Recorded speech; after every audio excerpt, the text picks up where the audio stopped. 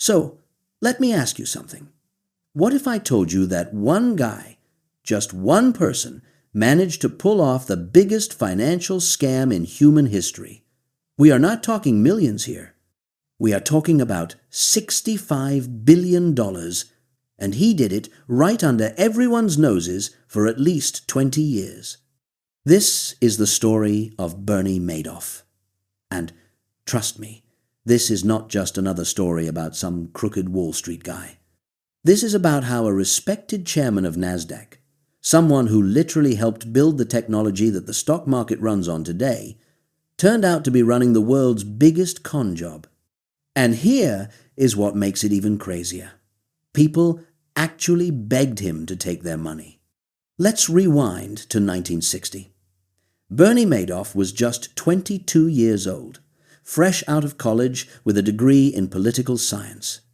He had saved up $5,000 from working as a lifeguard and installing sprinkler systems.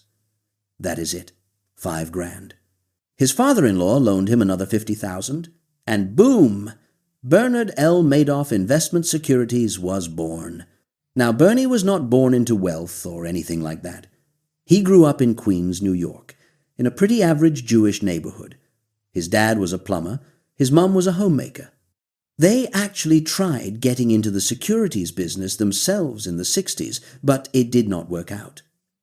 The SEC actually shut down their little company because they were not filing the right paperwork. So, yeah, Bernie knew from a young age that the financial world could be tricky. But here is the thing. Bernie was smart, really smart.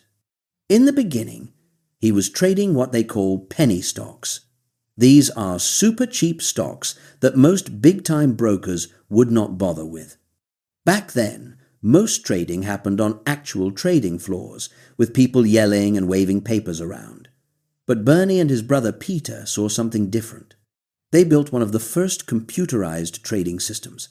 And this was not just some small innovation. This technology became the foundation for NASDAQ, the electronic stock exchange we all know today. So, by the 90s, Bernie was a big deal, like seriously respected. He had served as chairman of NASDAQ. He was on all these important boards. He advised the SEC. Yes, the Securities and Exchange Commission, the people who are supposed to catch fraud, on how to improve trading systems. The guy was basically Wall Street royalty. Bernie's company had two separate parts. One was the legitimate trading business, the part that bought and sold stocks for clients, the market-making operation. This side was actually super successful. It was handling between 5 and 10% of all trading on the New York Stock Exchange at its peak. That is massive. But then there was the other side, the wealth management division. This one operated out of a separate floor in Bernie's office building, and it was kept pretty quiet and exclusive. You could not just walk in off the street and invest with Bernie Madoff. You had to know someone who knew someone. It was like this secret club that everyone wanted to join. And that is exactly how Bernie wanted it. He would tell potential investors that his strategy was proprietary, a fancy way of saying, I am not telling you how I do it. He claimed he was using something called a split-strike conversion strategy. Sounds complicated, right? That is the point. It is supposed to sound so sophisticated that you do not question it. Bernie was promising returns of around 10 to 12% a year, every single year, whether the market was up or down. Now, if you know anything about investing, alarm bells should be going off. The market does not work like that. It goes up and it goes down. Even the best investors have bad years. But Bernie? His charts just went up at a perfect 45-degree angle, month after month, year after year. So, what was Bernie actually doing with all this money? Absolutely nothing. He was not investing it. He was not buying stocks. He was not doing anything remotely close to what he told his clients. It was a Ponzi scheme, pure and simple. You know what that is, right? It is named after this guy, Charles Ponzi, from the 1920s. The way it works is stupidly simple. New investors give you money. You take some of that money and pay it to your old investors as returns. They think they are making a killing, so they tell their friends, more people invest, and you use their money to pay the earlier investors. Round and round it goes. Bernie would take your money, deposit it into his personal bank account at Chase Manhattan Bank, and just keep it. When you wanted to see how your investments were doing, his employees would create completely fake account statements. They would use old copies of the Wall Street Journal to see what stocks did well that month, and then they would make it look like Bernie had bought those stocks for you at just the right time. One of his assistants, a woman named Annette Bongiorno, would literally sit there researching old newspapers to find the best performing stocks. Then they would create these beautiful, official-looking statements showing fictional trades that never actually happened. They would show you making money when Bernie had not bought a single share of anything. And get this, Bernie did not even need sophisticated tools to pull this off. His operation was shockingly low-tech for something so huge. The whole scheme basically ran on lies, fake paperwork, and the fact that people trusted him so completely that they never really questioned what was happening.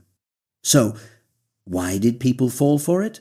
I mean, we are talking about smart people here, rich people, people who should know better.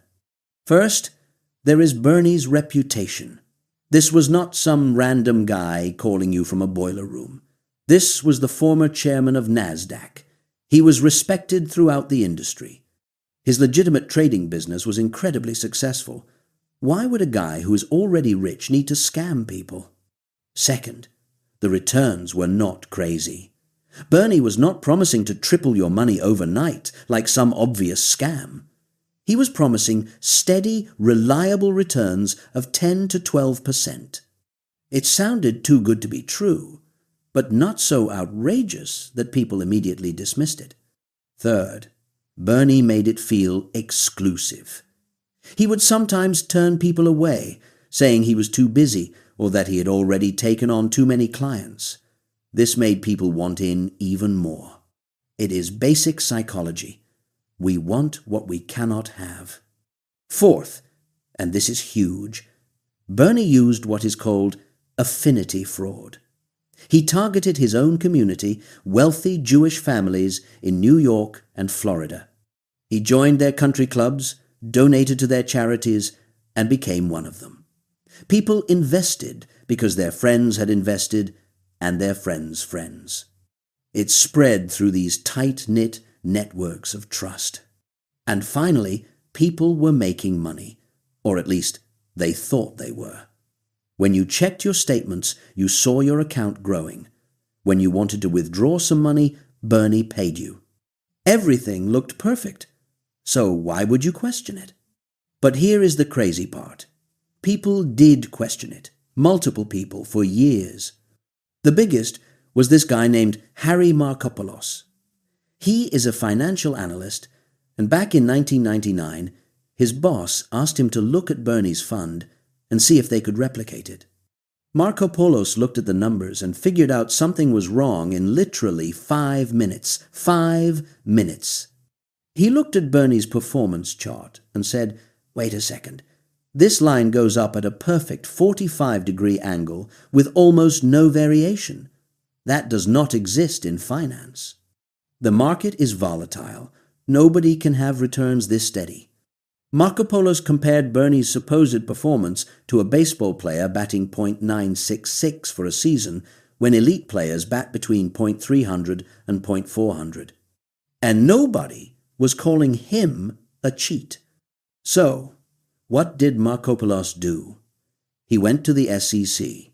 Not once, not twice, but 5 separate times between 2000 and 2008.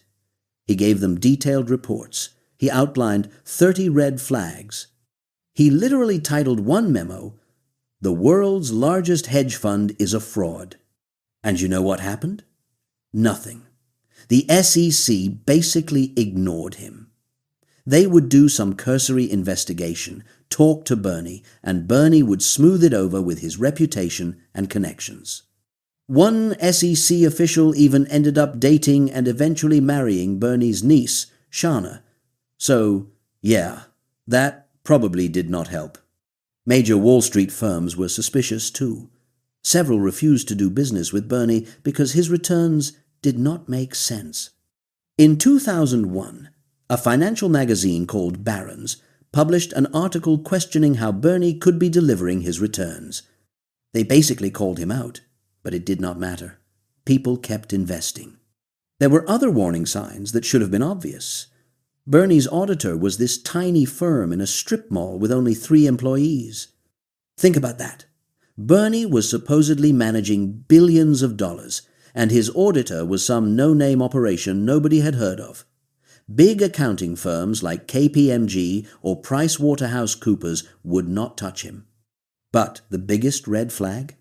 Bernie's strategy supposedly involved trading massive amounts of options contracts, like huge volumes. But when people checked the actual options market, those trades did not exist. There was no footprint, no evidence that Bernie was doing what he claimed to be doing. So, how did it finally unravel?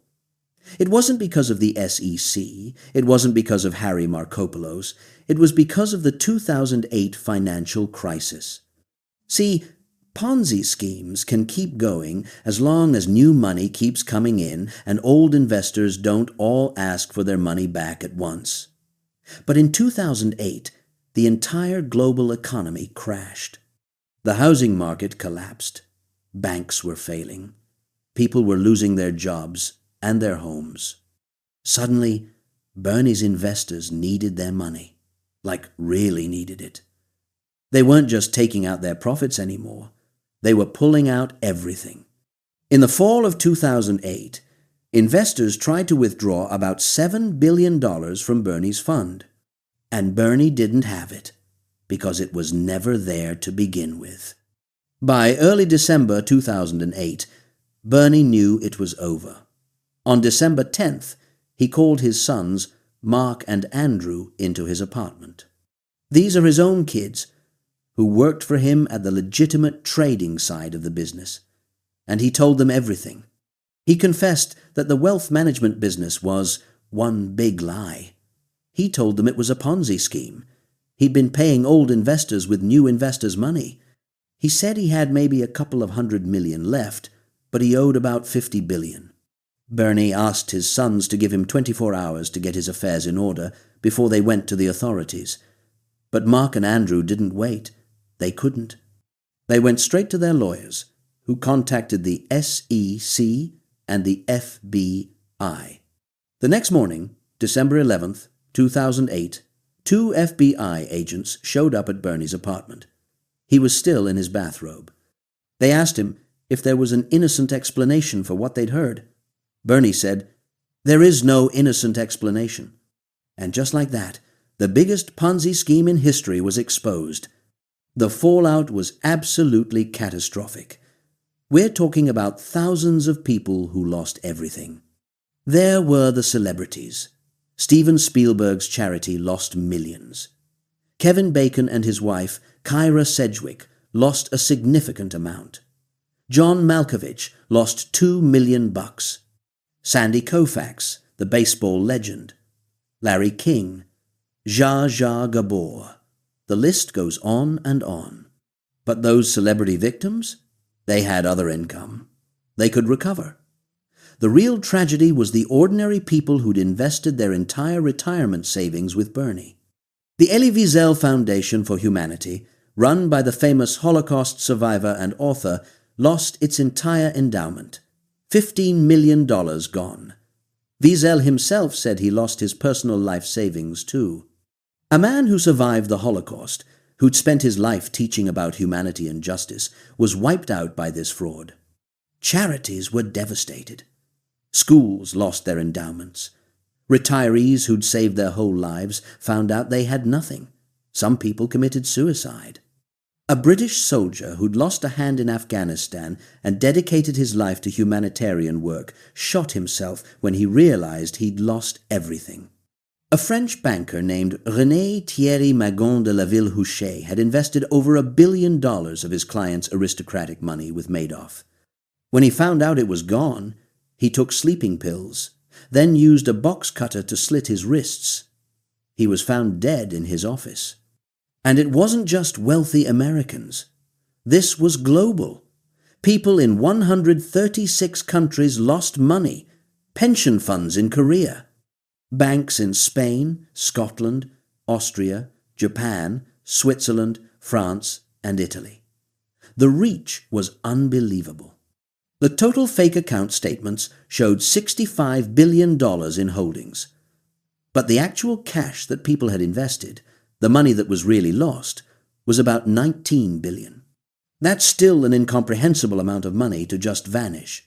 But the victims weren't just Bernie's investors. His own family was destroyed too. His sons, Mark and Andrew, were the ones who turned him in. They cooperated with the authorities. They insisted they had no idea what their father was doing. And, you know what? Most people believe they really didn't know. They worked on a completely different floor, handling the legitimate trading operations. But that didn't matter to the public. The Madoff name was poison. Mark and Andrew were sued for millions.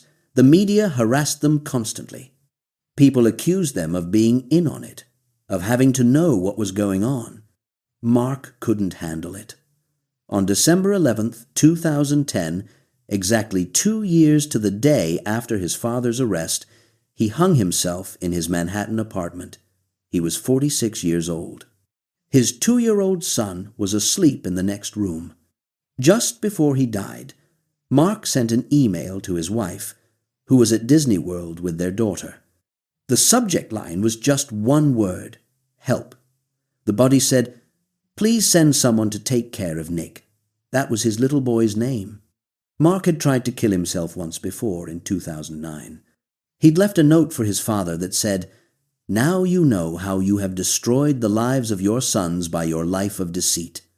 Mark never spoke to his father again after that morning when Bernie confessed. Andrew, the younger son, survived a bit longer. He'd been diagnosed with a rare form of cancer back in 2003, but it had gone into remission. After his father's arrest and all the stress that followed, the cancer came back. Andrew told people, "He killed Mark quickly, and he's killing me slowly." Andrew died in 2014 at age 48. He never spoke to his father again either. Bernie's wife, Ruth, stayed with him initially. She and Bernie actually tried to commit suicide together on Christmas Eve 2008, right after his arrest. They both took a bunch of pills, but obviously survived. Later, Ruth had to forfeit nearly all their assets: homes, jewelry, the yacht, and the private jet. She was allowed to keep $2.5 million. She dyed her hair, changed her name, moved to Florida, and basically went into hiding. She's still alive today, living in a senior facility, cut off from both her surviving family and her old life. Bernie's brother, Peter, who'd worked with him for 40 years, got 10 years in prison. Bernie insisted Peter didn't know about the fraud, but Peter still went to jail for falsifying records. In 2022, Bernie's sister, Sondra, and her husband were found dead in what appeared to be a murder-suicide. They'd lost $3 million in Bernie's scheme. The Madoff family was obliterated. 2 sons dead, a brother in prison, a sister dead, a wife in hiding, and grandkids who changed their names to escape the stigma. All because of Bernie's lies. Bernie pled guilty to all charges. He didn't fight it. On March 12, 2009, he was admitted to 11 federal felonies: securities fraud, wire fraud, mail fraud, money laundering, perjury, making false filings with the SEC, and theft from an employee benefit plan. He stood in court and said he was deeply sorry and ashamed. But he maintained from the beginning that he'd acted alone. The FBI never bought that. How could one person fake records for thousands of accounts? How could nobody else notice what was happening? Several of Bernie's employees were eventually convicted too. His operations director got 10 years. His longtime assistant, Annette Bongiorno, got 6 years. A computer programmer who helped create the fake statements got 2.5 years. But Bernie always insisted the core scheme was his alone. On June 29, 2009, Judge Denny Chin sentenced Bernie to the maximum, 150 years in prison. Bernie was 71 years old. This was essentially a death sentence. At the sentencing hearing, victim after victim stood up and described how Bernie had destroyed their lives. One woman said she'd lost her life savings and had to go back to work as a waitress at age 70. Another man talked about how his charity could no longer help the people who depended on it. The pain in that courtroom was overwhelming. Bernie was sent to a federal prison in Butner, North Carolina. He worked as an orderly in the education section. He reportedly told other inmates he felt terrible about his sons, though he didn't seem to fully grasp the magnitude of what he'd done to everyone else. In his later years, Bernie developed chronic kidney failure. He died in prison on April 14, 2021, at age 82. He'd served less than 12 years of his 150-year sentence. A court-appointed trustee named Irving Picard has been working since 2008 to track down and recover whatever money he can. His strategy was simple but controversial. Sue everyone who took out more money than they put in. Even if they didn't know it was a fraud, if they withdrew fake profits, they had to give that money back so it could go to victims who lost everything. Picard also went after banks that should have noticed something was wrong. J.P. Morgan Chase, which was Bernie's main bank, paid out $1.7 billion in a settlement. They had gotten suspicious of Bernie months before he was caught, but did not report him. There was also a massive recovery from a guy named Jeffrey Piekauer. He was Bernie's biggest beneficiary.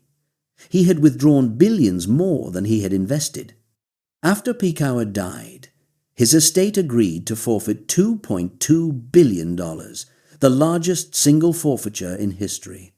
As of late, 2024, the Madoff Victim Fund and Irving Picard have recovered over $14 billion. That is about 70 to 90% of what victims actually invested.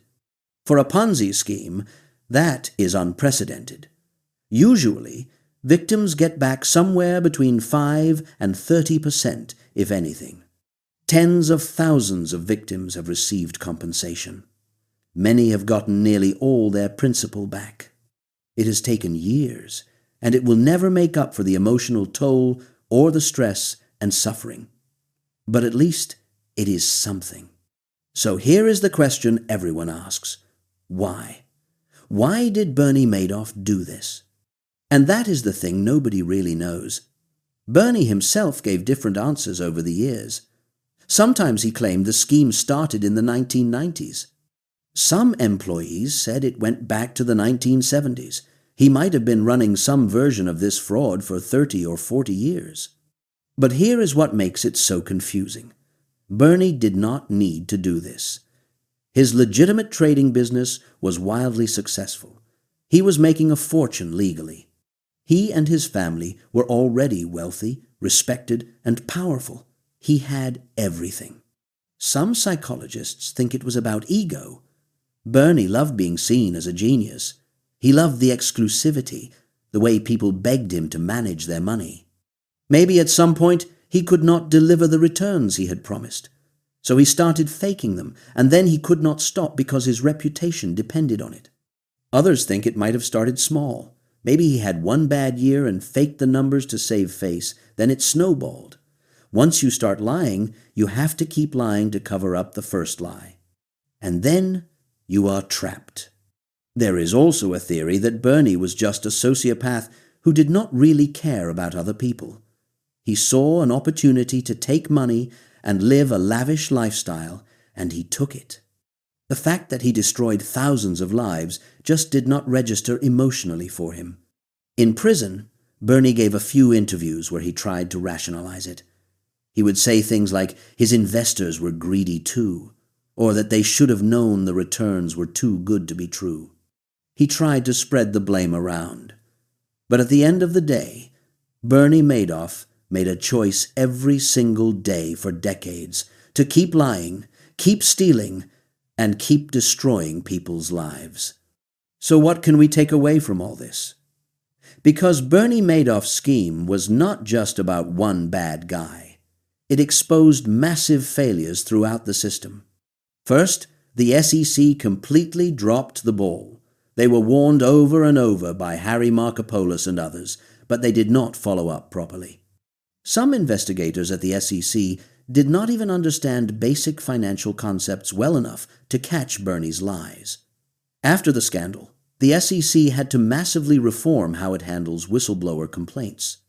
Second, Bernie got away with it partly because of who he was. He was connected. He advised regulators on policy. He sat on important boards. People assumed someone in his position could not possibly be a criminal.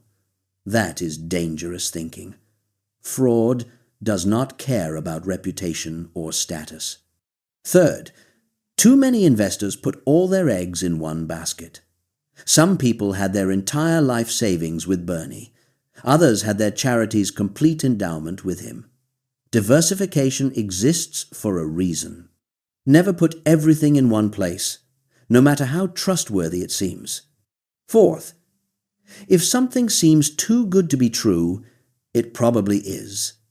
Steady returns of 10% year after year, regardless of market conditions, that is a red flag. No legitimate investment can promise that. Fifth, transparency matters. Bernie's whole operation was secretive. He would not explain his strategy. He used a tiny, unknown auditor. Those should have been warning signs. And finally, this is maybe the most important one. Blind trust is dangerous. Bernie's investors trusted him because their friends trusted him. After all, his reputation was good, and he had been doing it for years. But trust should be based on verification, not just faith. Ask questions.